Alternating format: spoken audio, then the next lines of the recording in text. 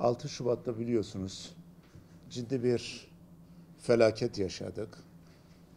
Bir deprem yaşadık.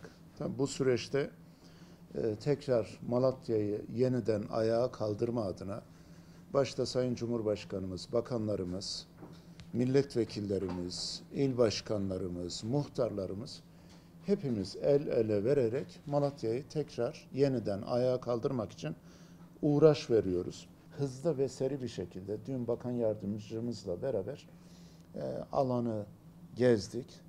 Seri bir şekilde çalışmalar devam ediyor. Bundan önce Bakan Bey'in gelişiyle de ve öncesinde de bazı mahallelerimizde rezerv alanı, kentsel dönüşüm alanları ilan edilmesi noktasında Bakan Bey ile konuşmuştuk. Buralar nereleri hepiniz de biliyorsunuz. Yenihamam Mahallesi, Dabakhane, Kavaklıbağ, İsmetiye, Niyaziye, Şıkşık, Hamidiye, Saray mahallelerinde çalışmalar önceden başlatılmıştı. Ki bazı yerlerde ihaleler yapıldı. İnşallah diğer yerlerde de ihaleler hızlı ve seri bir şekilde yapılıp buralarda kazmalar yakın zamanda vurulmuş olacak. Biz sürekli vatandaşlarımıza sizlere şunu ifade etmiştik. Gereken her mahallede çalışmalar yapmamız gerekir. Gerekli her mahallede yerinde dönüşümü, kentsel dönüşümü o bölgelerde başlatmamız gerekir diye arkadaşlarla bir çalışma yapmıştık. Dün bakan yardımcımız geldiğinde yine yapılan çalışmalara bakan yardımcımızla Vedat Bey ile teyitleşme noktasında Şehit Fevzi'de daha önce başladığımız yerde kalan kısmının dönüşüme konulması. Tabi burada dönüşüme konulan yerlerde yıkılan bina sayısı, ağır bina sayısı örnek alınarak bu işlem gerçekleştirildi. Onun yanında Beylerbaşı'nda alan dahil edilmiş oldu. Taştepe'nin büyük bir kısmı kentsel dönüşüme dahil edildi.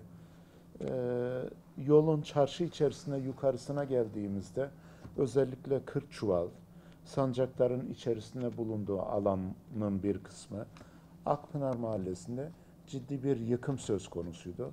O bölge tamamen içerisine dahil ediliyor.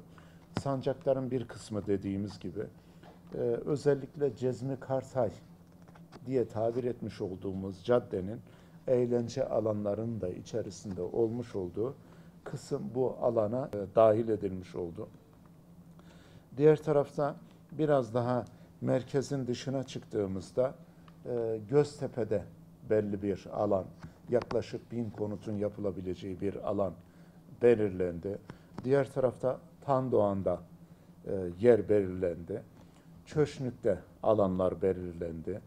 Yıldıztepe'de alan belirlenmiş oldu. Cirikpınar daha önceki alan içerisine dahil edilmiş oldu.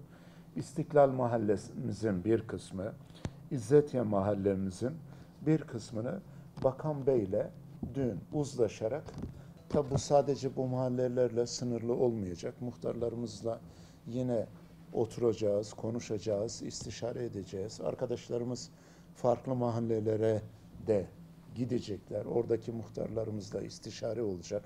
Çevre Şehircilik İl Müdürlüğümüzle istişare olacak. İstişare neticesinde diğer alanları bu alanlara dahil etmiş olacağız.